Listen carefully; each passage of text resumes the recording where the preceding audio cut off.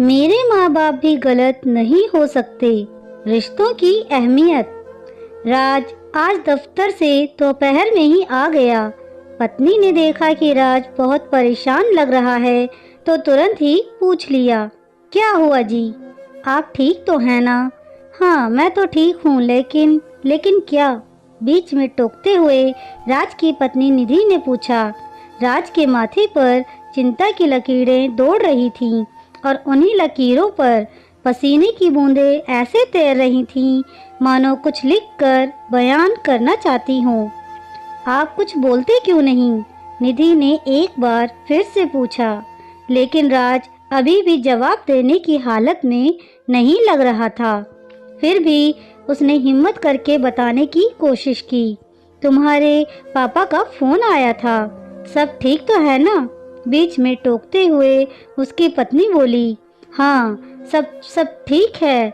बस वो कह रहे थे कि केतन का उनसे झगड़ा हो गया है और वो उनसे अलग होकर रहना चाहता है।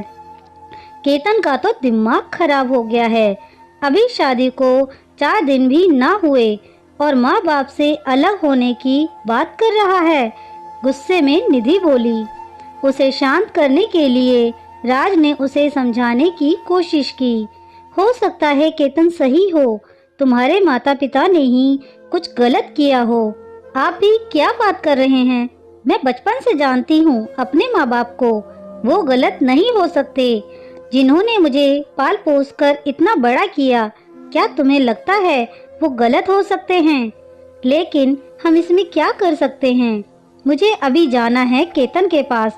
उससे पूछूंगी मैं कि उसकी ऐसा करने की हिम्मत कैसे हुई। लेकिन क्या इस समय जाना सही होगा? ये सब मैं नहीं जानती। मुझे जाना है तो जाना है बस। इस स्थिति में राजनिधि को किसी भी तरह नहीं रोक सकता था, इसलिए उसने उसके साथ जाना ही ठीक समझा। निधि और राज की शादी को 8 महीने हो चले थे। केतन निधि का भाई था। उसकी शादी को अभी 3 ही महीने हुए थे। निधि अपने मायके पहुंची। अभी राज कार में से उतर ही रहा था। इतनी देर में तो निधि दरवाजे से घर के अंदर भी दाखिल हो गई। ड्राइंग रूम में निधि के पिता बैठे थे। निधि गुस्से में तिलमिलाई हुई उनके पास पहुंची और बोली, कहाँ है केतन? लगता है उसका दिमाग खराब हो गया है। उसकी इतनी हिम्मत कैसे हुई कि आपसे अलग रहने का ख्याल भी आया उसे? निधि के पिता हैरान होकर उसके मुंह की तरफ देखने लगे। फिर कुछ चिंतित सी आवाज में बोले, निधि बेटा, ये क्या कह रही हो तुम? किसने कहा तुमसे कि केतन हमसे अलग होने वाला है? इतनी देर में केतन की पत्नी किचन से निकलकर बाहर आई। पिताजी के सवाल और केतन की पत्नी को देखकर निधि एक पल के लिए मानो शून्य में चली गई। उसे समझ नहीं आया ये सब सच में हो क्या रहा था, या उसे कोई बहुत बड़ी गलतफहमी हो गई थी। तभी उसने देखा कि राज अभी तक वहां नहीं पहुंचा था, इसलिए जैसे ही उसने घूमकर दरवाजे की तरफ देखा, उसने राज को वहां खड़ा पाया।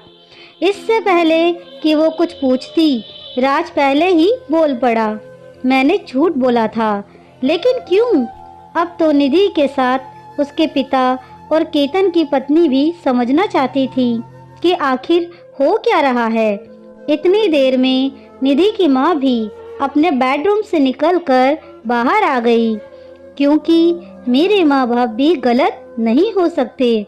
मैं भी उनके साथ बचपन से रहा हूँ। जरूर गलती तुम्हारी रही होगी। निधि सब समझ चुकी थी। उसे एहसास हो चुका था। निधि की आंखें आंसुओं से भर चुकी थी और वो कांपती हुई आवाज में बोली, हम आज ही माँ बाबूजी को घर ले आएंगे। लेकिन वो गए ही कहाँ हैं? क्या मतलब? मतलब ये कि मुझे पता था तुम्हें रिश्तों की अहमियत जल्द ही समझ आ जाएगी, इसलिए मैंने उन्हें बड़ी दीदी के यहाँ छोड़ दिया था।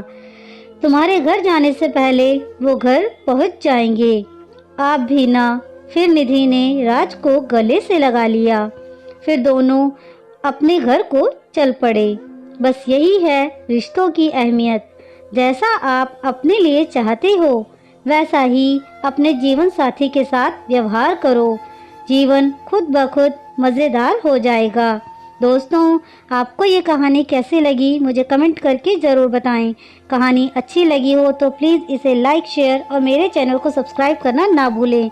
कहानी सुनने के लिए आपका बहुत बहुत धन्यवाद।